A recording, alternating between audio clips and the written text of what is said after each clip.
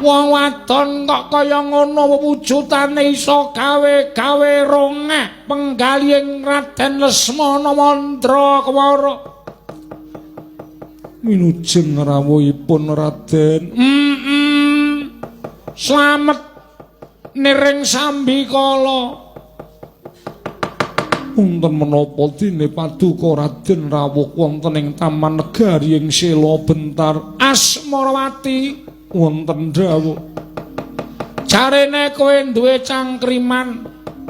Apa mbok anggap Lesmana ki wong bodho, apa mbok anggap aku ki wong bento? Aku anak ratu ngelmu kawruhku wis kebak. Kowe arep gawe cangkriman apa? Pak boletus tapak kebo sikile 100. Lenggok sunder. Malinge menggok asune nyander. Lek lu telek nang alu. Lek lip telek didulit. Ayo kowe arep gawe cangkriman apa? Sanes menika Raden, kula namung betah mangertosi ingkang winastan sandhanganing raga miwah sandhanganing jiwa menika menapa. Wo dos pundi? Sandhanganing raga ki ya bathik karo kathok sing larang. Nganggo gelang, nganggo kalung, sarwa mas inten mutiara kuwi sandhanganing raga. Wong sing sandhangane apik, penganggone sarwa becik, kuwi mesti kajen keringan kuwi sandhanganing raga. Yen sandhanganing jiwa kuwi ya kuwi apa ya? Ah, wis ngono ngawur wae Lesmana, ngawur wae ora mbok menawa bener. Aku mbiyen tak awur ya bijine 6 ya nyatane ya munggah. Wis diawur wae, diawur. Sandhanganing jiwa kuwi wujud kapinteran lan katekunan gone madeg minangka titahing Gusti. Ngono. Ya meng kaya ngono. Wis meng kuwi bener apa salah Asmarawati?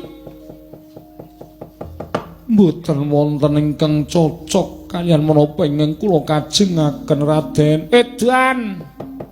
Lah terus inggih kados menapa ing sampun dados sayembara sinten ingkang mboten saged mbatang cangkriman kula. Tetep mboten badhe saged mboyong dhateng jasad kula. Edan yang pripun? Niki Asmarawati mboten purun dipun boyong tegese kula kalih sampeyan mundur teratur. Wangsul teng negara Ngastina gagal meneh penjangkanipun Lesmana yang mati kula. Oh, sing sabar ya putu.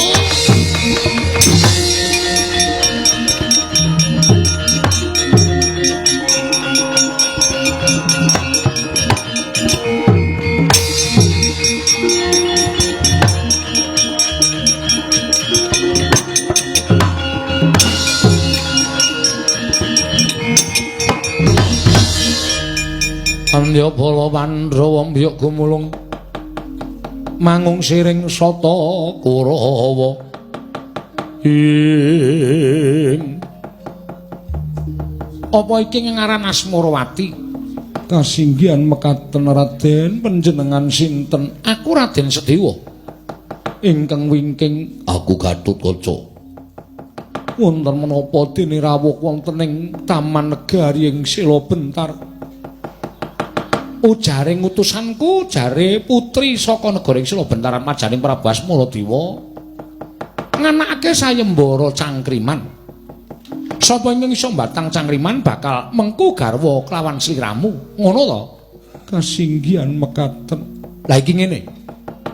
Aku ku duwe anak lanang jenenge Gatotkaca ya sing nang mburiku iki. Mongko iki durung lakoni daup tegese kepengin daup silane ngakrama. Mula dina samengko aku njaluk karo Dewi Asmarawati keparenga paring cangkriman karo aku, mengko aku ingkang Batang. Ning nuwun sewu nek saka Batang sing rabi dudu aku. Lajeng sinten Gatotkaca? Piye? Saruja apa ora? Nggih namung kula kantun derek. Waton panjenengan saged Batang cangkriman kula. Mara cangkrimamu apa? Sandangan raga lan sandangan jiwa menika werdinipun menapa? Yan pener aja minger, yang kepengkok aja minggo. Inggih ngestaken dawuh. Siji, sandangan raga kuwi dudu brana picis, dudu busana wastra bludru sinesotya babar pisan dudu. Sandanganing raga iku solah bawa, tingkah laku, tindak tanduk, muna-muni saben dina iku sandanganing raga. Kabeh mau kena kinarya gesang ana ing alam donya, kuwi sandanganing raga. Bener apa ora?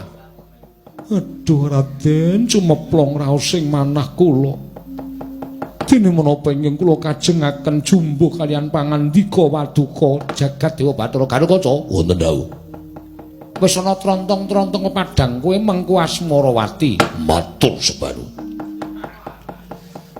Selak mboten kiat kula. Ora kuat ngopo? Nyawang Kyai Putri kok ayune kaya ngono. Sing sabar, ming kurang siji tak batange cangkrimane. Nggih, dipun sesekaken mawon. Iya kusike to. Ingkang angka loro sandanganing jiwa. Sandanganing jiwa menika menapa? Sandangan jiwa iku cipta, rasa, budi lan karsa. Cipta iku kang nimbang samubarang, rasa iku kang nimbang samubarang, budi kang ngremake samubarang, karsa kang nindakake samubarang yaiku kang nindakake sandanganing jiwa. Bener apa salah? Coba. Ingkang salajengipun katresnan menika wonten pinten? Ana loro. Menapa kemawon katresnan mirunggan lan katresnan sejati. Katresnan mirunggan menika menapa? Wong sing duweni rasa tresna nanging tresnane ora sejati, tegese ora lahir batin, mung milik karo sing diduweni. Upama sing lanang kuwi tresna karo sing wedok, milik karo bandaning sing wedok, semono uga kosok baline sing wedok tresna karo sing lanang merga milik marang bandaning sing lanang kuwi katresnan mirunggan, ora lahir batin.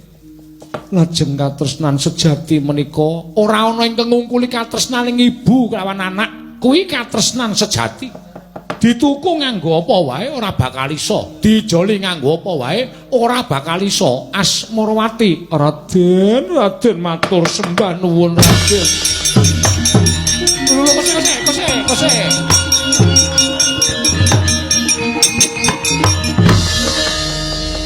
Bareng wis iso tak batang kok kowe nyedak karo aku. Wangune kowe arep ngerangkul lungayaku. Ngarep mau aku ora is kandha karo kowe to. Sing batang aku ning sing rabi Gatotkaca. Mboten. Kula mboten saged badhe nglampahi menawi kedah rabi kaliyan Raden Gatotkaca. Tuwin nglanggati Raden Gatotkaca jering kang saged batang panjenengan rabine ya karo sing batang cangkriman. Kosek ning mau aku ora wis kandha karo kowe. Sumangga ngenipun badhe paring dawuh ning kula tetep kedah kaliyan panjenengan. Kosek kula Gatotkaca, ngger wis tak batangke kowe rak olah edan malah lunga bocah iki. Mati aku.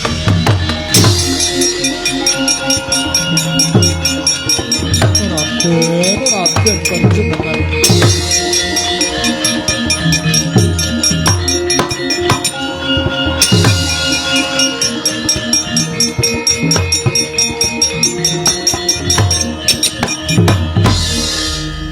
Wong edan kowe. Wonten menapa? Jarene kowe sing arep rabi kok kowe lunga iki apa? Kula menika ngawasaken dhateng pun Asmarawati menika mboten kiyat. Biayo ayune kaya ngono trimah medal Jawi. Kowe tak kandhani to, wis iso tak batang cangkrimane. Mroh iki saestu. Wis. Ning Asmarawati ngoyak-oyak karo aku. Lho, sing rabi kedahipun kula. Lah iya aku tak ndelik iki Asmarawati tandang ngono-ngono aku ora iso karo kono.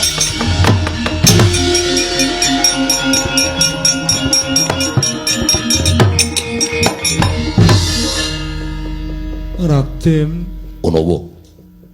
Panjenengan Raden Gatotkaca. Iya. kula kedah madosi Raden Sedewa